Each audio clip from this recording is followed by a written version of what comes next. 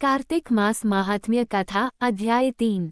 सत्यभामा ने कहा, हे प्रभो, आप तो सभी काल में व्यापक हैं और सभी काल आपके आगे एक समान हैं। फिर यह कार्तिक मास ही सभी मासों में श्रेष्ठ क्यों है? आप सब तिथियों में एकादशी और सभी मासों में कार्तिक मास को ही अपना प्रिय क्यों कहते हैं? इसका कारण बताइए। भगवान श्री कृष्ण ने कहा, हे भामिनी, तुमने बहुत अच्छा प्रश्न किया है।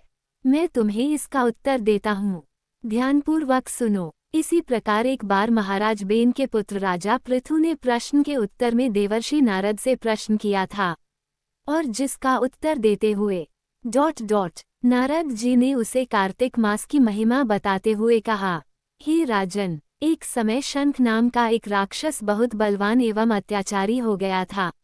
उसके अत्याचारों से तीनों लोकों में त्राही त्राही मच गई। उस शंखासुर ने स्वर्ग में निवास करने वाले देवताओं पर विजय प्राप्त कर इंद्रादि देवताओं एवं लोकपालों के अधिकारों को छीन लिया। उससे भयभीत होकर समस्त देवता अपने परिवार के सदस्यों के साथ सुमेरु पर्वत की गुफाओं में बहुत दिनों तक छिपे रहे। तत्पश्चात वे निश्चिंत होकर सुमेरु पर्वत की गुफाओं में ही रहने लगे।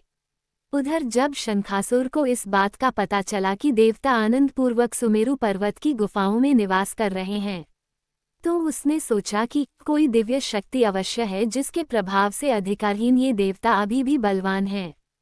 सोचते सोचते वह इस निर्णय पर पहुंचा कि वेदमंत्रों के बल के कारण ही देवता बलवान हो रहे हैं। यदि इनसे वेद छीन लिए जाएं तो वे बलहीन हो जाएंगे। विचार कर शंखासुर ब्रह्माजी के सत्यलोक से शीघ्र ही वेदों को हर लाया। उसके द्वारा ले जाए जाते हुए भय से उसके चंगुल से निकल भागे और जल में समा गए। शंखासुर ने वेदमंत्रों तथा बीज मंत्रों को ढूंढते हुए सागर में प्रवेश किया, परंतु न तो उसको वेद मंत्र मिले और न ही बीज मंत्र।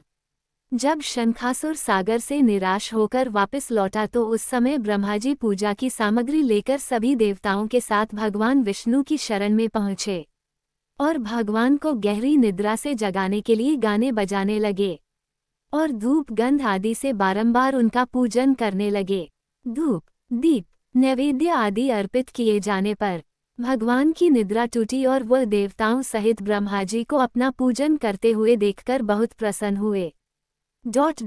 तथा कहने लगे, मैं आप लोगों के इस कीर्तन एवं मंगलाचरण से बहुत प्रसन्न हूँ।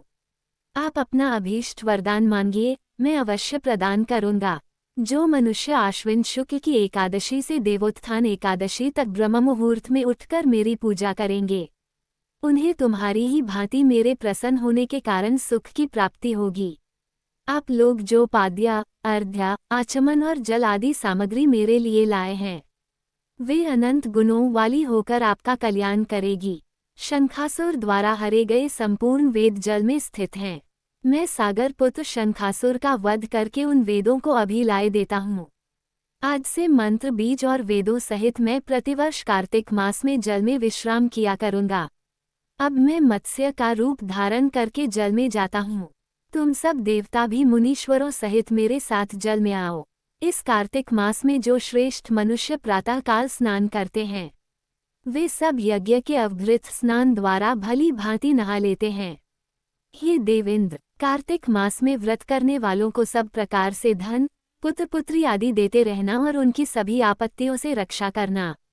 हे धनपति कुबेर, मेरी आज्ञा के अनुसार तुम उनके धन धान्य की वृद्धि करना, क्योंकि इस प्रकार का आचरण करने वाला मनुष्य मेरा रूप धारण करके जीवन मुक्त हो जाता है। जो मनुष्य जन्म से लेकर मृत्यु पर्यंत विधिपूर्वक इस उत्तम व्रत को करता है, वह आप लोगों का भी पूजनीय है। कार्तिक शुक्ल पक्ष की एकादशी तिथि को तुम लोगों ने मुझे जगाया है, इसलिए ये तिथि मेरे लिए अत्यंत प्रीतिदायिनी और माननीय है। ये देवताओं, ये दोनों व्रत नियमपूर्वक करने से मनुष्य मेरा सान्निध्य प्राप्त कर लेते हैं। इन व्रतों को करने से जो फल मिलता है वह अन्य किसी व्रत से नहीं मिलता। अतः प्रत्येक मनुष्य को सुखी और निरोग रहने के लिए कार्तिक महात्म्य और एकादशी की कथा सुनते हुए उपर्युक्त नियमों का पालन करना चाहिए।